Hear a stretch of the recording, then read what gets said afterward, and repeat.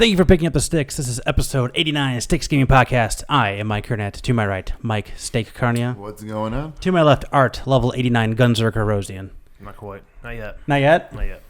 Well, I think accumulative, you've probably gotten to 89. Way over. Yeah. What is there even like a level cap on Borderlands, or how does that even work? So to get the platinum, the highest level you have to get is 50. So it's usually around when I Way stop. past that. Yeah. If you add all the games up together, I'm probably about 165. Dang. So Art's been playing a lot of Borderlands 3, and I think he's gonna have some talkie about it later. Just a little. I got a little talk. My life. That's fine. Yeah, once every what? When did that one come out? 6 years ago? I don't know, but when the last one came out, I wasn't on it at launch. Oh yeah, that's right. Oh, okay. I bought it at launch, and then just never played it. And sold it and bought it again, and then played it, and then bought it again to get all the DLC. And then got it for free at some point. Yes. Yeah, they say it all pans out. Eventually, you'll get the game again for Let's free. talk about 2 or the prequel? 2. 2. Okay. The prequel I only bought once. Okay. Well, twice if you count the Handsome Collection. It counts. Anyway, yeah, we got a lot 3 to go. times if you count PlayStation Plus. 4 if you count Xbox Game Pass.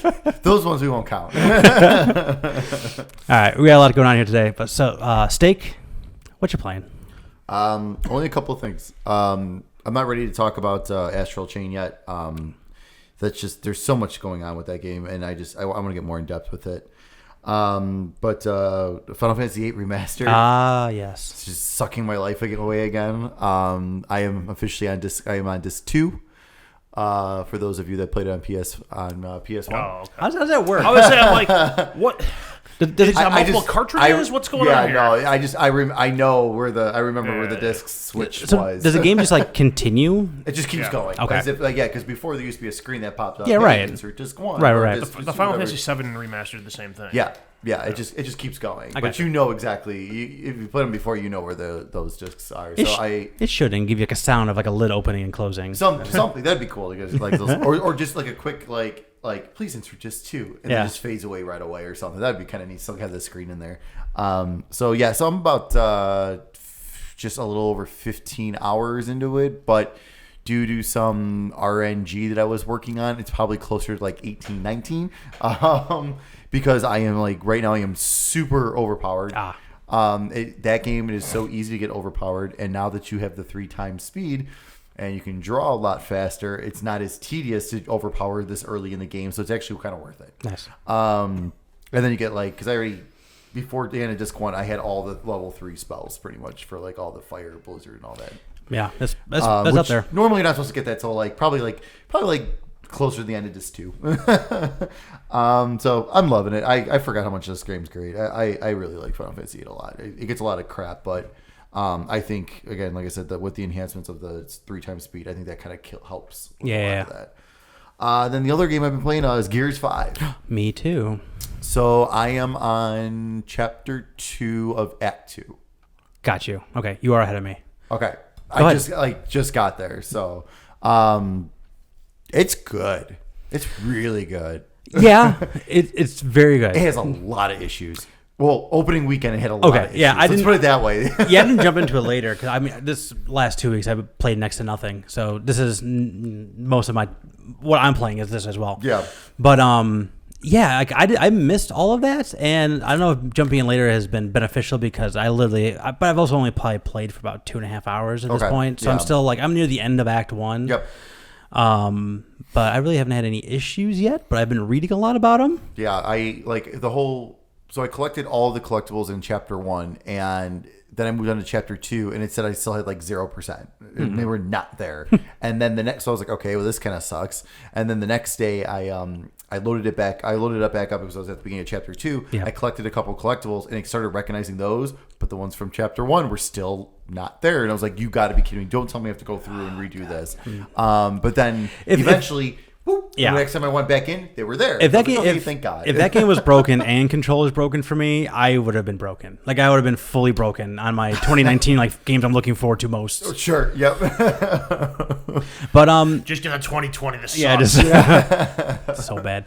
But it I don't think I've gotten enough into it yet to say like any real opinion on it. I mean, as it stands right now, it feels like Gears, which is great, and that's fine. Yep. The active reload is still one of the most satisfying mechanics in video games. Absolutely.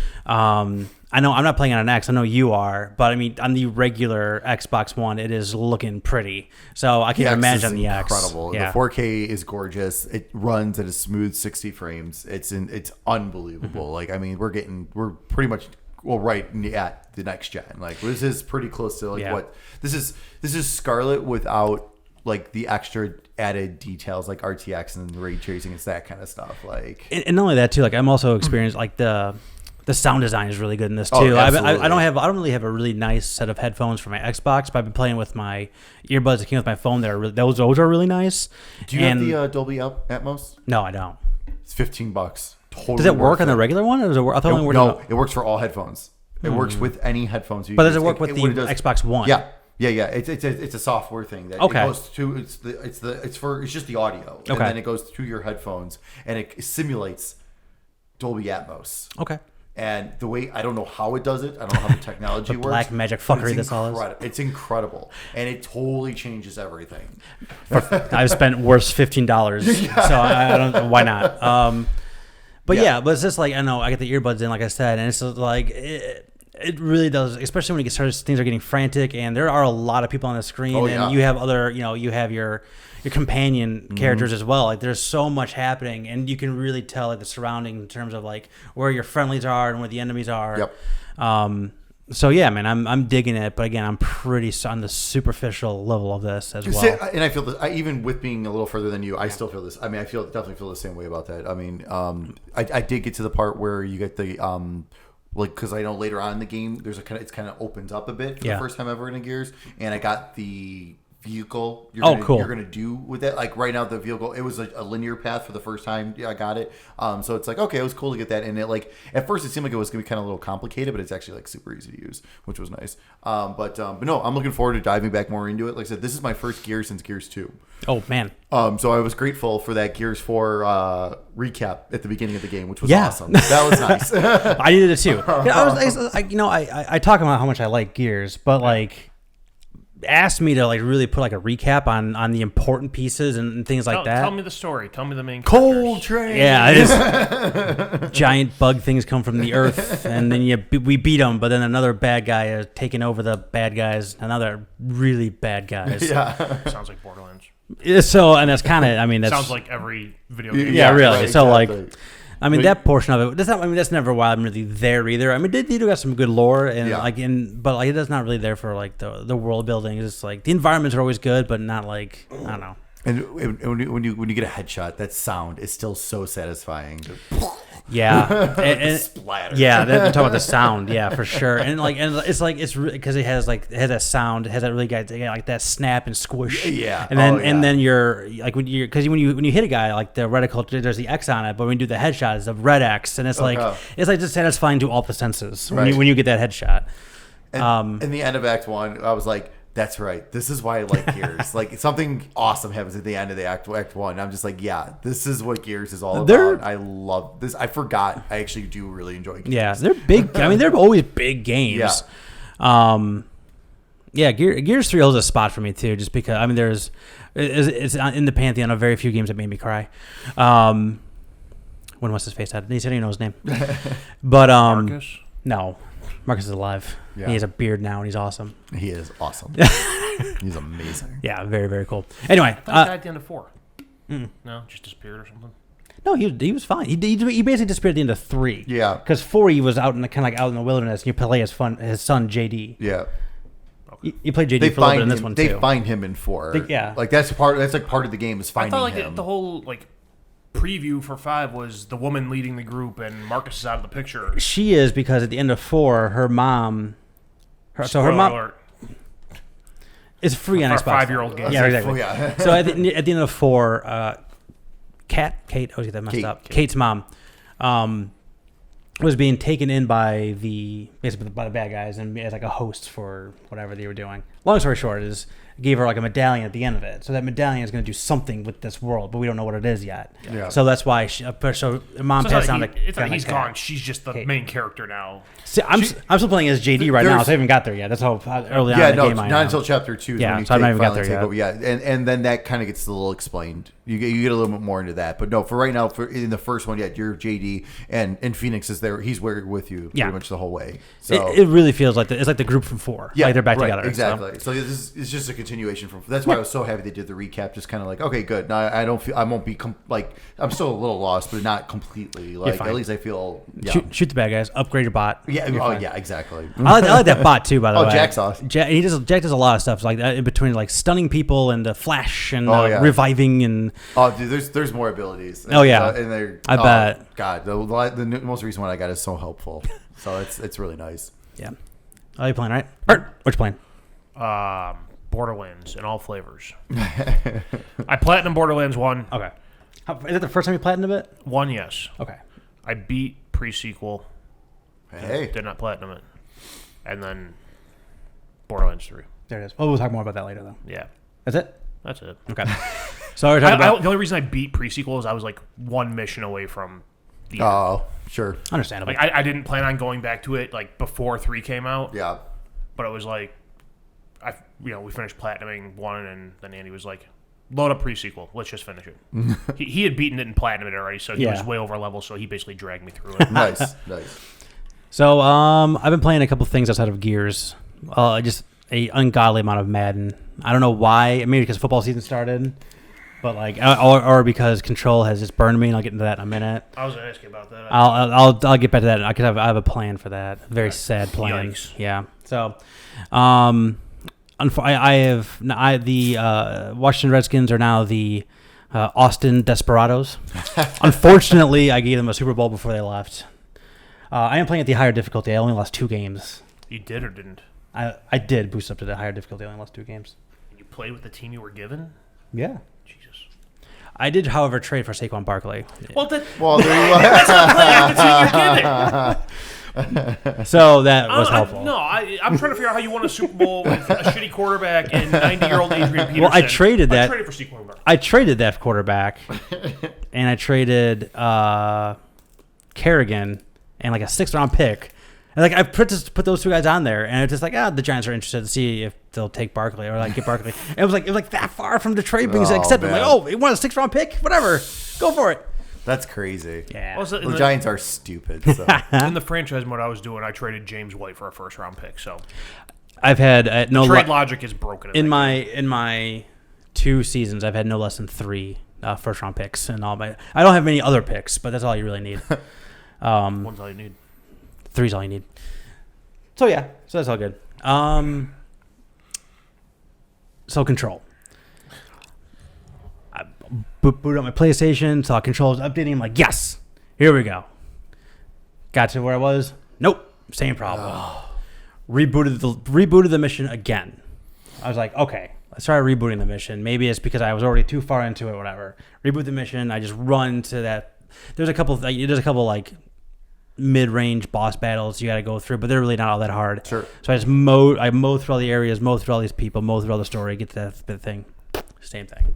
So here's what I'm going to do. I am deleting my save. Deleting all the saves. I downloaded the deluxe version of it on top of all this stuff. So I have a $70 game that doesn't work right now. I'm waiting for all the DLC to be done and uploaded and ready to rock and roll, and then I'll jump back into it. So I did a plan out there. I don't think it's done by the end of this year. No, I think it's pretty early next year. Yeah. It's done. So, but if by then, if I get to that same part and it does it again, I don't know what I'm going to do. But it's a shame because you'll chalk it up as lost money. What else? What can I do? I mean, you'll be months removed from the purchase. I mean, at this point, you're already too far removed from the purchase to get anything out of it. That sucks.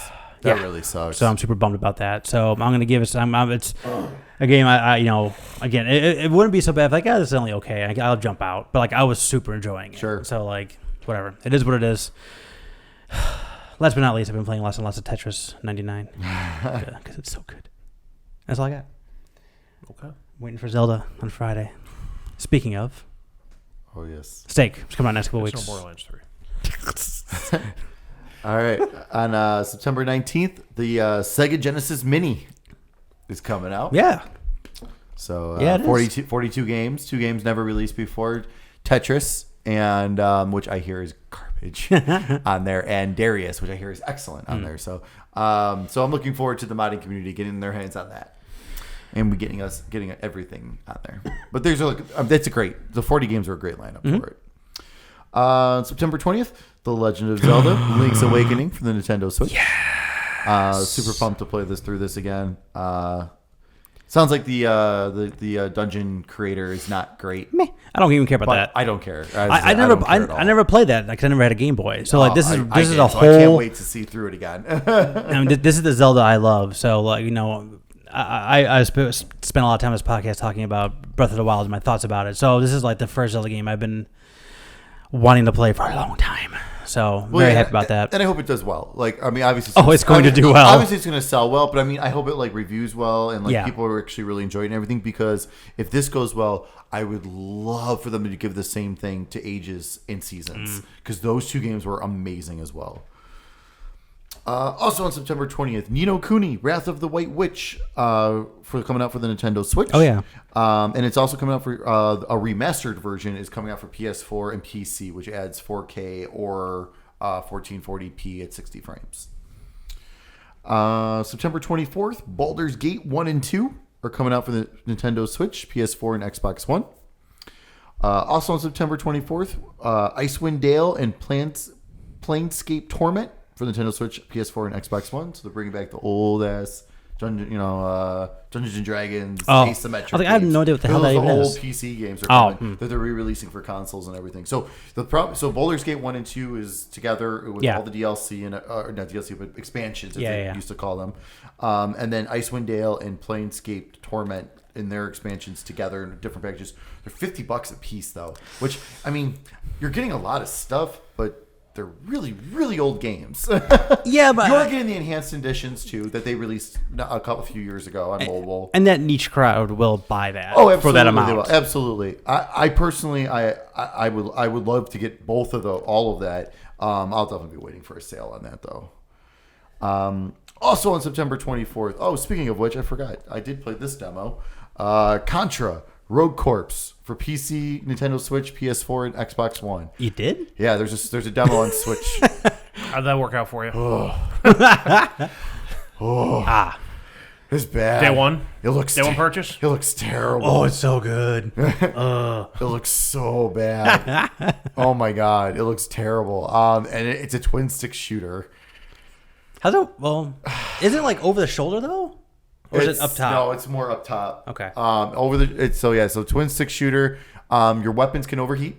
Oh, awesome! That whole ordeal. Do they degrade as well? Like, let's. What else you got? It's just give it all the Jesus. All the favorite traits of. This is not what we want, Konami. Right, carry on. What's next? Also on September 24th, The Surge 2 for PC, PS4, and Xbox One.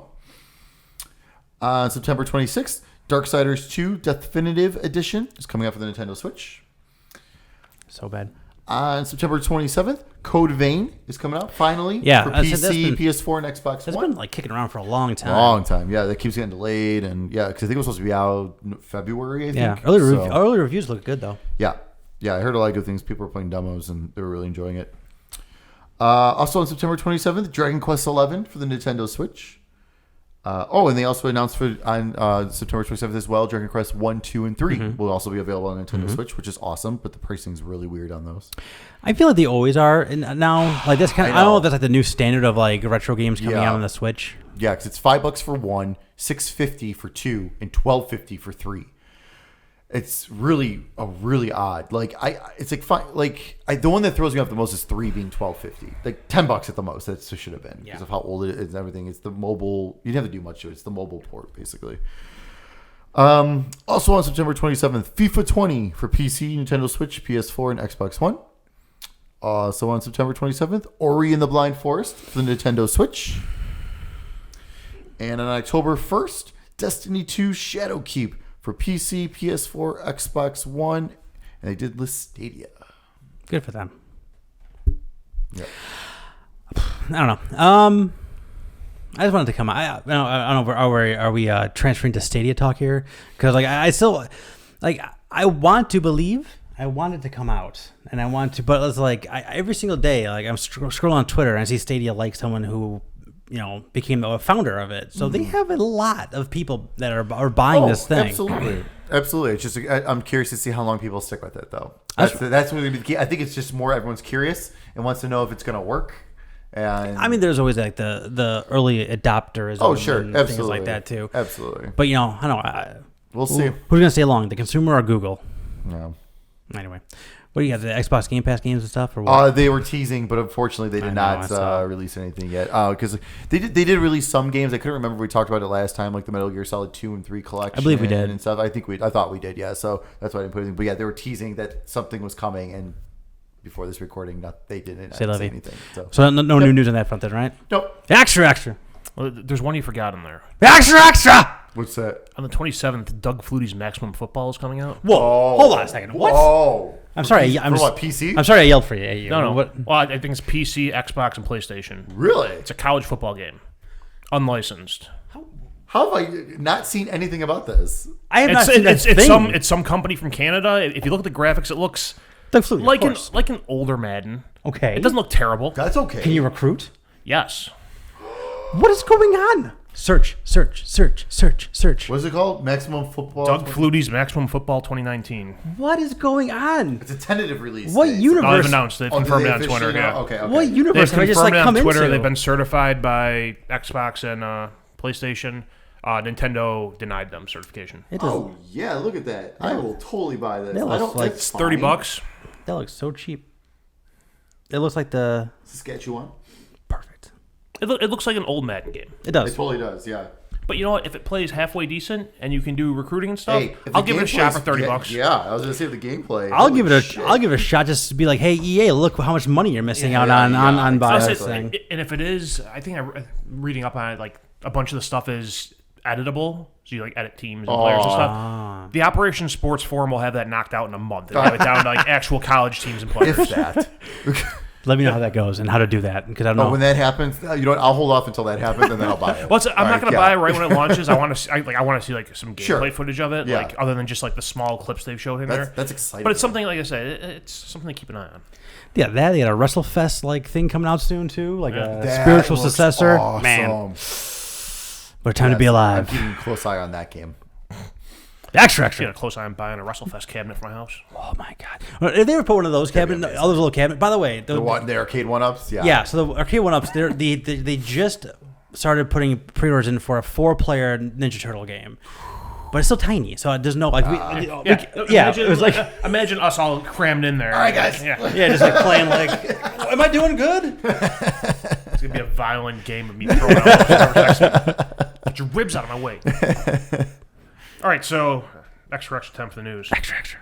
I had two things. I forgot the other one was. Two things. So there's stories going around that E3 could be very different next year. Basically, how they're wanting E3 is wanting to steer more into being a even more consumer focused event. And I guess that part of it is they're getting some pushback from everyone in the industry. This used to be a trade show. Yeah. So the publishers who are there and the media, like none of them like how this is changing because it's interrupting the flow of everything they're used to. So, some proposal went out from the ESA saying that they want next year to focus on being a fan, media, and influencer festival rather than a trade show. Mm-hmm.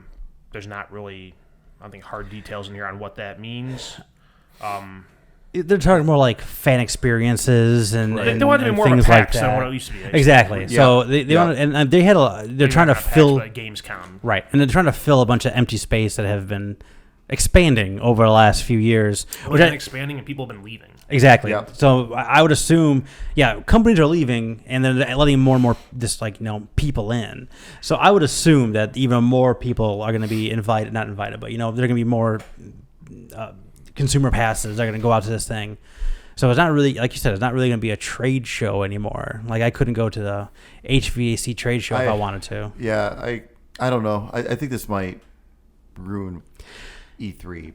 because like that's what like because for me like that's why you have like PAX and stuff like that now, where these developers, they still bring their games there for fans to check them out and stuff like that. So they're still bringing unreleased stuff like at PAX West. Like Trials of Mana was there for Square Enix, brought that along. That's not coming out till April, but they brought a demo along for people to play and stuff. Right. But like for E3 itself, I think that this like it kind of scares me that they are doing like I'm kind of surprisingly I'm kind of a little bit more on the I am on the media side of this because like I did like what it was like, and it's the excitement of E3 too. Yeah, and I mean this year was still fun. You know what I mean? It still had a lot of really great announcements, but it was very different. Yeah. I mean, Sony just not being there is kind of weird, and like, so there's going to be like, it sounds like there's going to be piecemealing things out as they go. Like they just had the Last of Us 2 announcement that they're having an announcement at the end of this month, right? That just came out. So like, it sounds like there was an announcement I missed. Yeah, they're announcing that they're going to be announcing something. Yeah. And when you're at work, there's a meeting before the meeting. Right. And then we did the Death Stranding thing too, where they had like the live stream for like getting enough views, and they finally released a demo and date and things like that. So all that stuff felt like E3 stuff that they just been like, well, let's just wait for, 4, 5, 6 months before we release these items and then do it that way. Yeah, it gives them all the spotlight.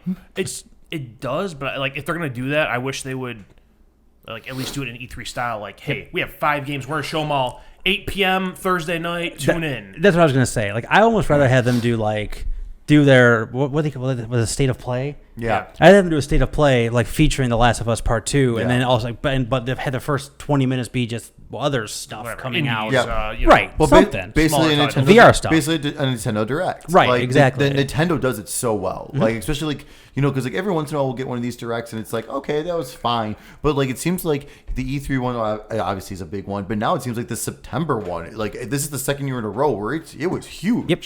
So, and I think they're already taking the notes out of there from doing what Nintendo's doing anyways. Right. Just copy it. Why stop now? Just keep doing it. And do it better. Yeah, but like back to this, like I'm kind of with you. Like I do miss the old E3. Yeah. I don't miss the old like having to wait a month for a magazine to show up. Like, sure. So like there's like that mix of like having the immediacy for it, like with the internet age of doing this, but that aspect of it is shrunk too. Like there's there's how many game magazines are there, and it's sound like there's gonna be less anytime soon, or sometime soon. So like I feel like there's no benefit to them to have this event to be like it used to be, because they're not going to be covered like they were the same way. And it seems to be some like weird backlash from the community anyway for whatever E3 does. Right. So everyone just wants a reason to be upset. Right. Yeah. That's also true. I don't know. If E3 is changing, I am going to miss the way it was for sure. Absolutely. Well, I'm wondering like how much is it going to change? Are there going to be the big press conferences anymore? Because if not, then it's not E3. No, 100%. See, and that's what I'm afraid of. They can call it E3. Yeah, they're not but going to the keynotes anymore. Yeah. It's going to be disappointing. Yeah, I mean, it sounds like people are just going to just give out announcements throughout the year when they want to, as opposed to like the news blast, which is just so much fun. Right, and that's why all the hype was always around E3. Was you had like all the biggest publishers and first parties there doing hour-long press conferences announcing their next like 2 years worth of plans and showing you all these awesome videos, and it was just kind of like sensory overload. Mm-hmm. But like if a video is going to come out on a Wednesday at 5 p.m. For one game, and randomly. I mean, that's not. I get having like all the focus be on that one thing and everyone talking about that one thing as far as like games media, but it just doesn't feel the same. And then Capcom didn't have to spend millions of dollars for the show floor space on top of everything else to put out that video. Like they can just put out the video and be done with it. I don't know. The economics of video games is getting crazier and crazier, I think, every single day. Yeah. No, I don't disagree. All right. Put the picture of It's Always Sunny in Philadelphia with the red string going all over the place on the board.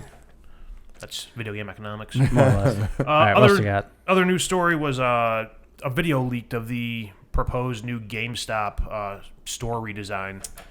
I like to call it the mullet of video game stores. Mm-hmm. Yeah. The front was like where all the games were out on the shelves, and you have a counter. You got there was like a couch and a TV, which I get. Are they going to let people post up and play games? Are they going to open games and do demos again? Ooh, Funkoland. And then in the back, they had some CRT TVs with retro consoles and some tables looking like they're for table games. So, business in the front, party in the back. Love it. Snacks and drinks and stuff also for sale, so people hanging out. Yeah, and stuff. if they can, interesting. If they can turn it into like a social hub type of a thing, that might be one of those. Which has always been. Might work. It's always kind of been without the activities, without a place to sit. Right. Yeah. Exactly. Because when I used to work there, God, I can't tell you the amount of people that used to just come and hang out, and just talk with us, talk with each other, and just looking around, be in our store forever. But yeah, now imagine them actually being able to hang out and pay to play games and stuff too. It's funny because I just saw someone tweet out in I think the Dallas Fort Worth airport, they have a gaming section there now where you pay them for an X amount of time to play, and you sit in this giant comfy chair, and there's a PlayStation on there that's just packed with games. Yeah. So you just go there, you pay by the hour, and you go nuts. So that's kind of the same thing on a smaller scale because they're going to be back at the store.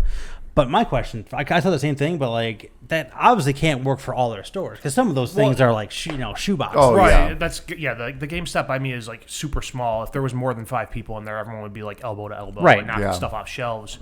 My thought was, I like the idea. I mean, they got to change something, and if that's what it's going to be, so be it. But they're going to have to rethink their location strategy because a lot of the GameStops are in strip malls or shopping malls, and those are small locations. So either you're talking about buying an adjacent location in those places and knocking down walls, which is expensive, or moving out of those seemingly heavy traffic areas. And it's funny because I was where was I? I don't know. We're down one of my many travels, and I went to a GameStop because I think Beth went to something else. Anyway, it was huge. This place was huge and empty. It was one of those things. It was usually opposite, where GameStop is small and cramped. You can't get anywhere because you have so many displays in the middle. This thing was just spacious and huge, and there was nothing in it. Did you walk in there and you're on the door you guys open? Yeah, it was wild, and it was just the walls, and then they had a couple of tables, and that was it. Yesterday I went into the Crestwood GameStop. And I asked the guy, "Are you guys one of the ones closing?" I don't know if you guys have been in there recently. No. It's so empty in there. Really? They got rid of all the T-shirts, all the collectibles. I think that's a GameStop movement in general. That's what the guy told me. He's like, this is kind of where the direction they're starting to get this stuff out anyways. I was like, okay, but before that Crestwood one is so jam packed with stuff. Now I feel in Step Brothers where they're doing karate after they so much room for activities. So much room for activities. I mean, it was crazy. I was but when I first walked in, I was like, uh-oh. Yeah. Well, plus the staff there has changed, and it's not. Well, that's the other thing I was going to say. Outside of a few random experiences, my experience with GameStop staff has not exactly been warm and welcoming we want you in our store. It's kind of been you're moving people through the slaughterhouse. Oh, you got this? Oh, you want to buy this, this, and this? No? Okay, here you go. Have a good day. Yeah, right. On a rare occasion, someone has tried to engage me in conversation, or even asked about hey, what other games you playing? Hey, even suggesting other games, which is part of their fucking job. Well, also we just talked about turn this into a social hub too. They're gonna have to kind of facilitate some of that into people who are working there. So. And I think it's pretty obvious what they're trying to mimic the local comic book store feel where people come and look at comics and talk and play table games and stuff. I think it's different because those local comic book shops are not owned by a multinational chain. Right. It's it's usually one person starts it because they're passionate about comic books and collectibles. Maybe and have games. 2 or 3 others. And they have a couple a couple people that they're they trust and that they're close to who work there, and that's it. And so all your regulars that come in. And it's not, okay, we're a multinational corporation. Hey, we have to get approval from corporate to run the Magic tournament next week. Right. No, 100%. Yeah, right. Can we give out a gift card for a top prize? Can we not? I don't know. They have a lot of logistical hoops to jump through to get. We're part of the community. If I give them a stack of our business cards, whatever it is, would they be able to put them in bags? No, they wouldn't be able to do that. Right. Or go to a comic book store, they can do something like that because it's them making decisions. Or you can even say hey, can I just leave these on your counter? Exactly. Take them if they want. Or? Exactly. Right. So I mean, there's like you said, they got a tough road to hoe here going forward. But I don't know. I'm rooting for them. I still like having a spot where I can go do that and Black Friday shop and they have good clearance stuff all the time on collectibles and toys and things for sure all the time. And I mean I take full advantage of their trading deals when they have them. So like I part of me almost wishes they would try to they would turn it to almost like a McDonald's franchising thing. Like every store has an independent owner, and maybe GameStop takes a cut of sure, a cut of whatever revenue they make. But like you got to do this, but then you have freedom outside of these, right? yeah, but like you have one person in that store that they're the owner. And I think that would probably help get it to be more of like the small community, like neighborhood shop type feel, rather than the large multinational conglomerate that has a sterile feel that you feel now when you walk into a GameStop. No, for sure. They all look the same. They all feel the same, unless you walk in there and it's empty because the displays are all gone, or they've sold all their clothing. And collectibles. All right. It is now time to talk Borderlands 3 with our resident Borderland nut Art. But before we get to that, I saw a thing on Twitter. Yeah. And I shot it your way before the game came out. Just I want to get your thoughts on it. Because you have some strong thoughts about this exact type of thing. Yeah. So it was Randy Pitchford, right? No, I guess it wasn't him. No. It was... It was something that popped up on Reset Era. Okay. And Giant Bomb, right? Yeah. Basically said that they were denied preview copies of Borderlands 3 because of their coverage of Borderlands 3 at E3. So I posed to Art, what do you think? He's like, I don't know what their coverage of E3 was like. Right. Like I'm pretty sure my response was, on the surface, my thought is the publisher owes media outlets nothing. Right. But I don't know enough of the context of this specific case to just be like, yeah, that's it. So I dug some more into it. That's still my... Okay, so still fuck them. So I went back, I found the podcast where they said this on, and first off, the Giant Bomb guys, it's not like they're throwing a hissy fit over it. I think it's like someone mailed in a question, and they were like, yeah, we were denied a review copy. We were told... yeah. And Jeff Gerstmann's paraphrasing, they told us it was due to unfavorable reception to their E3 demo or something. I went back and I watched their E3 demo, and it wasn't anything super, not the demo, but the video they posted of the gameplay and just them talking over it. Yeah. It wasn't anything super inflammatory or insulting. It was, they weren't super high on it. They're like, it's more of the same. It doesn't look like they've changed anything. To boot, I guess Jeff Gerstmann was not a fan of Borderlands 2 and said that he just didn't like the writing at all in that game, and so he's not a fan of that there. It's not like there was anything so a lot of people thought this was like Gearbox is doing because they're trying to manipulate their Metacritic score or whatever. Gearbox wasn't actually in charge of this. 2K is in charge of it, giving out the codes. But even past that, so more speculation was it's because of all the stuff around Randy Pitchford and him just being controversial, let's put it that way. But to dispel that, Game Informer has been the one that's broke the most news on him doing unsavory things. Yeah, right. Or acting ways people don't want to see.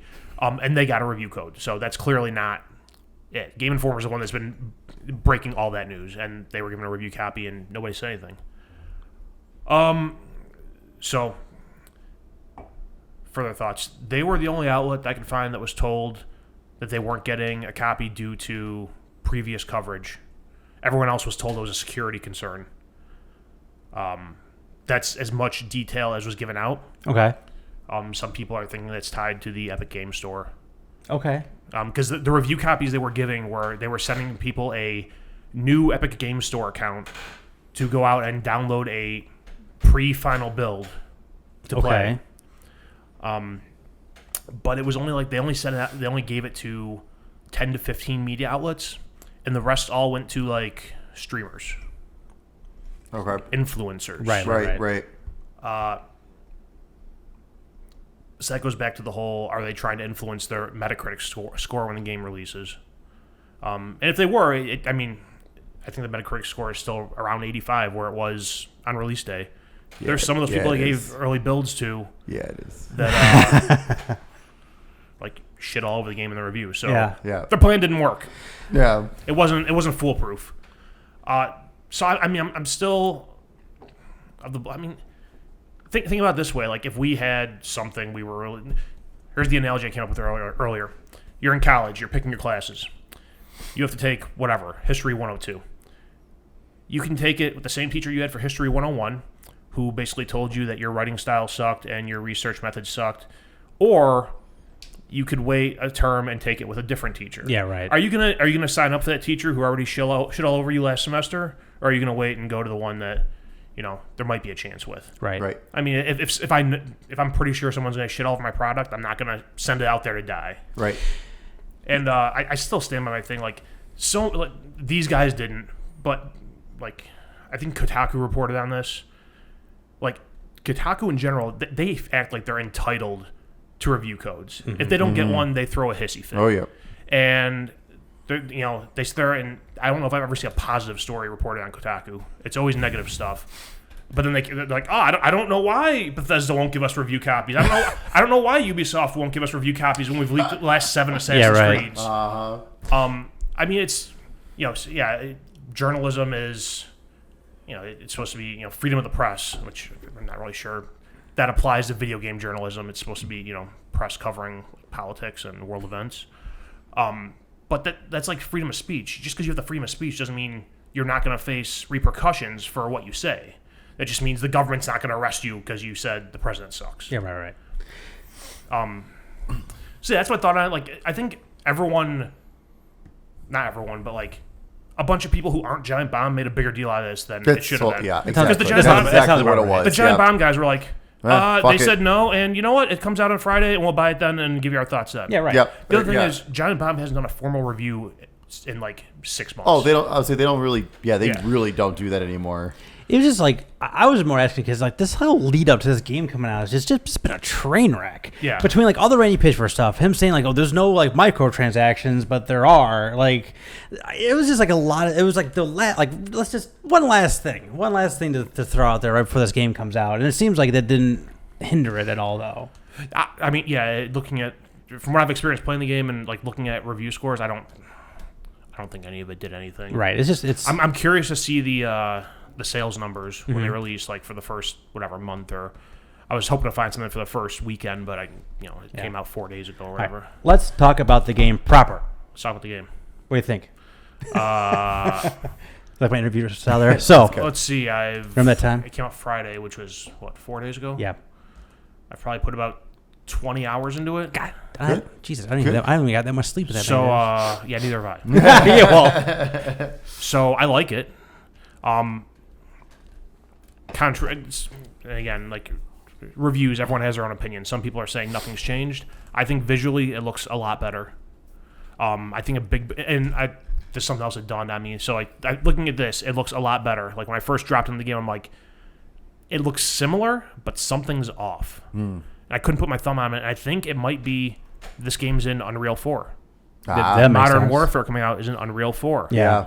Which looks much different, but if you watched or played any of the beta this past weekend, gameplay looks pretty much the same. Yeah. At least as far as multiplayer goes. So I think we're seeing some of the effects of Unreal 4 coming in here, which is it's good. So looks good. The gunplay I think feels great. I never play shotguns in first person shooter games. I picked up a shotgun, I was like, holy shit. And I'm not sure. I haven't stopped to calculate what's going on in my brain, why it feels so good. I'm not sure if they've figured out a way to incorporate the controller rumble that resonates with me or whatever, but the gunplay feels really good to me.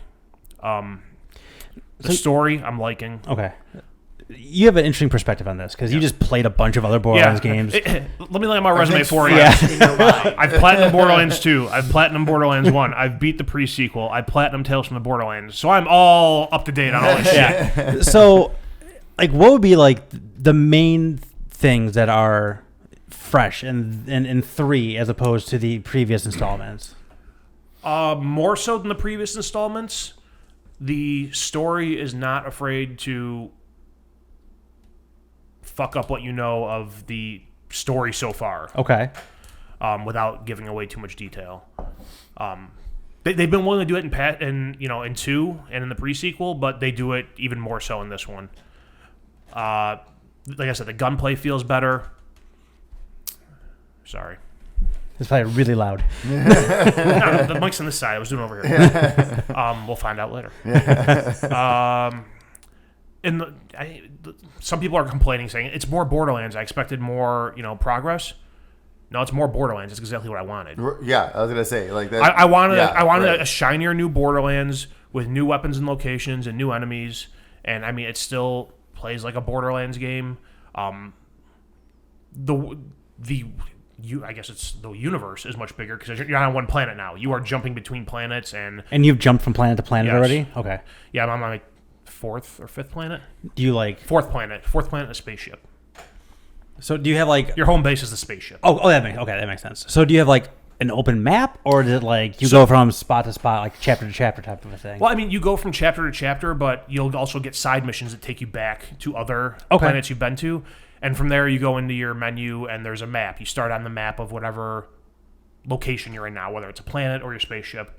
You hit triangle, it takes you out to like a galaxy map. Okay. And there you choose a planet, and then you can choose a specific location, and then you can choose the waypoint to fast travel. So like those previous ones aren't walled off to you after you've cleared them. Right. No, you can still go back. Very cool. I can still go back to exactly where I started when the game started. Oh, nice. Do you see effects of your gameplay when you go back? Not really. I don't think. Not that I've seen so far, because like you'll go back to places that you've already gone through and cleared out, and the enemies will all respawn and be there again. Typical Borderlands. Yeah, you got to do something. I mean, where you got to walk around? Turn into a walking sim when you go back. The way I play this game, it would just be me running from point to point. If there was no enemies there, everyone dies and loses the way. Yeah. So far, one of the big concerns I had going into this one was they talked about their multiplayer scaling, how everyone can have their own loot instance. You can have players at multiple levels play with each other. So if I'm a 20 and you're a 15, I'll see level 20 enemies, you'll see level 15 enemies. And it'll be the same enemy, but it just registers differently for us. So far, that's worked perfectly. Even for boss battles, huh? Yeah. That's the part where like, normal enemies is like, okay, I could see that working fine, but bosses, I feel like that would be just really odd. I mean, I'm sure you hit a point where it won't necessarily scale like that. Like, if you were a level 1 just starting and you jumped into my game and I'm on the final boss, I have to imagine that boss isn't showing up as a level 1 enemy for you. Yeah, I would assume, yeah. And you've been playing with more than 2 people. So typically I've been playing, we've had 3 people in the party. So if it's like 5, 15, 20 in terms of level. So far it's been okay. I mean, we're not that far apart, I think. Yeah. I think I'm the highest at like a 28 and our lowest is a 23. Okay. So, 5 levels difference. So there's not that much of a spread that we're seeing where I think the game would just be like, nah, man, we're not leveling. That seems like just like such an easy and elegant solution to a problem that I'm sure just was just like a massive amount of code to make work. You know what I mean? Sure, like, absolutely. I'm sure the background stuff is just unbelievably like dense and fascinating to see how it actually works, but that makes so much sense. Like, why would that not be that way? Yeah. As far as performance, there's been a lot of mixed reviews out there. Some people are saying like it's chugging, it's huge frame rate drops. I haven't had that at all. I'm playing on a PS4 Pro. The only time I've been playing, when you start playing, you can choose between performance mode or resolution mode. Yep. I was playing on performance mode, which locks you at 1080p, 60 frames per second. Resolution mode is 4K, 30 frames per second. I've seen some articles saying like play on resolution mode because then even if it suffers a little bit, you won't lose frames because you're already at 30. Okay. Instead of going from 60 to 40 or whatever, you're already at 30. Playing on resolution mode, the only time I see frame rate drops is when we're in an area with a bunch of enemies and a shit ton of explosions start going off. Okay. But I feel like any game has frame rate drops. Oh, absolutely. Anytime stuff like that happens, like if there's like a lot of explosions, smoke. Yeah. Smoke seems to be the key there, where every game chugs a little bit. Yeah. So I mean, I haven't seen, if I'm out in the world and I come across 1 or 2 enemies, I haven't seen any issues with frame rate. The character I'm playing as is Mose. What I call Mose Shroot. Get a Mose. Her action skill is she jumps into a mech suit.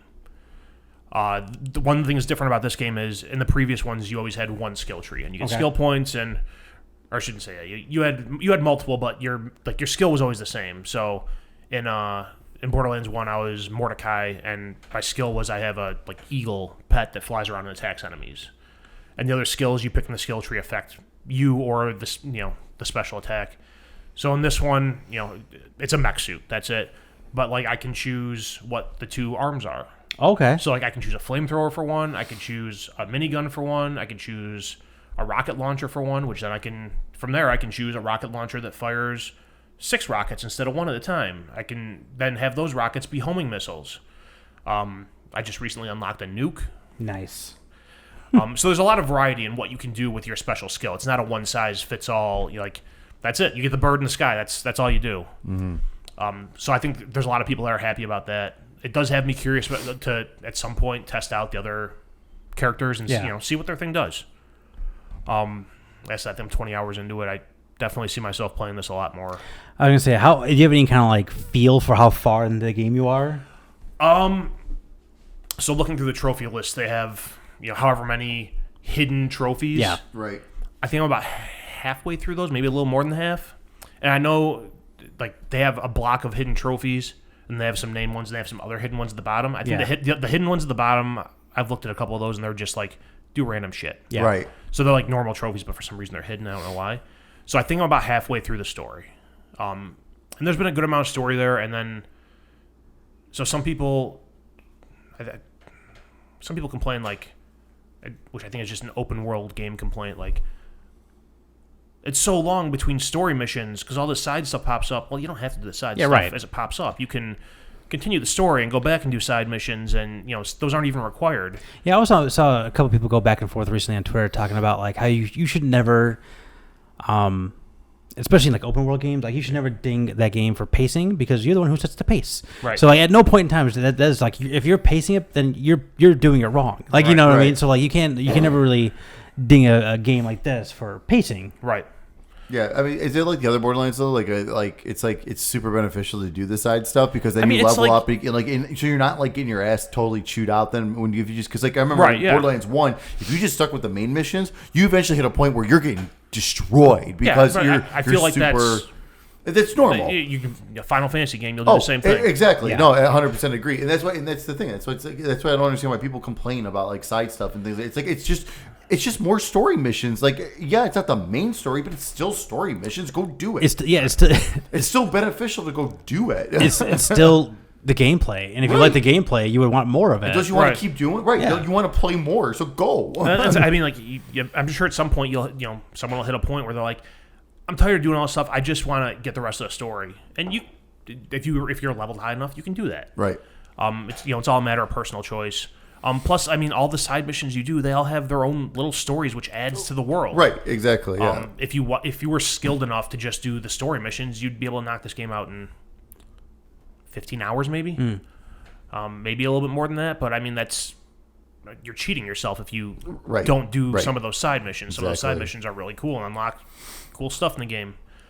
The one issue I do have with the game so far is I don't know if this is just me getting older or them dumbing things down a little bit, but some of the jokes in there are just like there's bad jokes. Like it's not even like it's offensive. It's just like, oh, that's dumb. and don't get me wrong, I love stupid, but not in a good way. Stupid. I love a good dick and fart joke, but so, like some of the stuff they do in there, I'm just like, all right, that wasn't really necessary. But I mean, like if in the 40-hour game, that's my biggest complaint, and I'm not seeing it that often. That's pretty damn good. Yeah, it's pretty freaking good. Yeah. So yeah, as it stands right now, I'm probably going to platinum this one. Yeah, I mean, if you've played any of the earlier ones, ton of throwbacks to the previous games. A bunch of characters show up in the previous games. Really? Yeah. Well, let me ask you a question. So I'm kind of an outsider to Borderlands. I've dabbled in them a little bit. Yep. And to me, it always seems like one of the stars of the game is like the guns, obviously, because you talk about the millions of whatever it is. And you've already talked about the shotgun. So like, what other like interesting guns have you come across already? Did you get that gun that's on legs yet? Yeah, I've got a couple of those. Oh, awesome.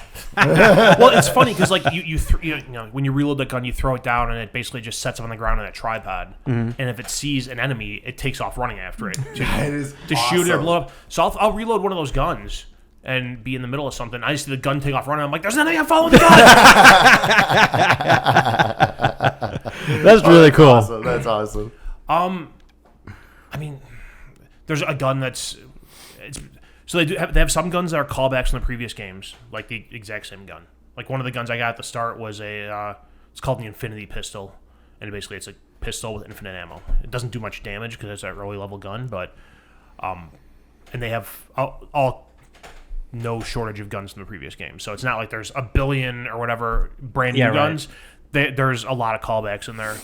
But I have a rocket launcher that I fire the rocket at the ground and it basically busts up in the air into a bunch of smaller explosions. There's a gun that's like a proton pack. Nice. I don't know. There's all kinds of weird stuff. There was one gun I had yesterday that. So in Borderlands, there's you get guns. Some of them they have all the stats for the gun. They'll have like plus 100 critical damage or whatever. And some of them have red text, and the red text usually means it does something special. Okay. Mm-hmm. There's one gun I have that does like plus 130% critical damage, but the red text says slippery when wet. And you randomly drop that gun. Oh. So like I was using that gun yesterday. I'm like, I don't know what the fuck slippery when wet means. I'm just gonna keep using this gun. And I did something with it, and I heard a weird noise. I'm like, I don't know what that noise is. And I keep going, and I cycle through my weapons. And next thing I know, I'm like, okay, I know that one, know that one, know that one. Why do I have a double barrel shotgun? I hate double barrel shotguns. And I'm like looking through my inventory. I'm like, son of a bitch, I know what slippery and wet means now. And the guys I'm playing with, I'm like, which one of you fuckers picked up my gun? See, now that's funny. That you is. don't need to tell stupid jokes. Just have more stuff like that. Yeah, and there's a bunch of guns that have that red text, and you have to try to figure out what it means. That's really cool. I like that a lot. That's neat. But yeah, I mean, I thoroughly enjoy it, but I'm obviously a huge Borderlands nerd. So, if you've ever played Borderlands at all, I mean, it is more of the same. If you've only played one, it's definitely more story. If you've like I said before, one was very light on story. Oh yeah. Like compared to 2 and pre-sequel. If you played 2 and pre-sequel, it's more story. With a prettier coat of paint. Yeah. If you've never played Borderlands before, I'd say maybe check out a video before you buy it, because games in this style, this is in the same vein of like Destiny, to a lesser degree, like The Division, things like that, where you're running around shooting stuff, doing missions, and you pick up guns and loot and try to find the best loadout for your character.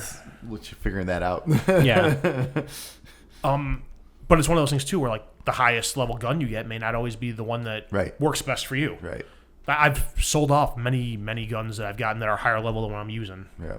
But like you're not going to be able to hold on to the gun you got at level 1 when you're in level 20 and have it be effective. It doesn't level up with you. So yeah, if you're into the whole looter shooter genre, check it out. But like I said, if you haven't played a Borderlands before, maybe check out a video online somewhere. The humor in it isn't for everyone. Some people like their shooters to be more serious. Yeah, that's about it. Nice. If you like Borderlands, you probably have it already.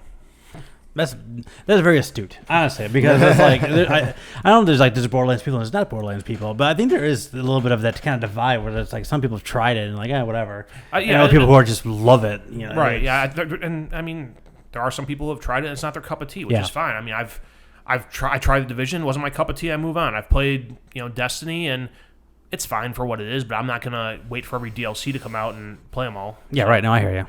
Borderlands, I will wait for every DLC to come out and play them all. Yes, you will. All right, that's all we got for the show. That's it.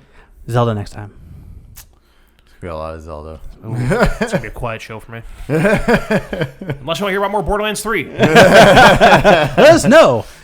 We'll see you next time, Steakheads.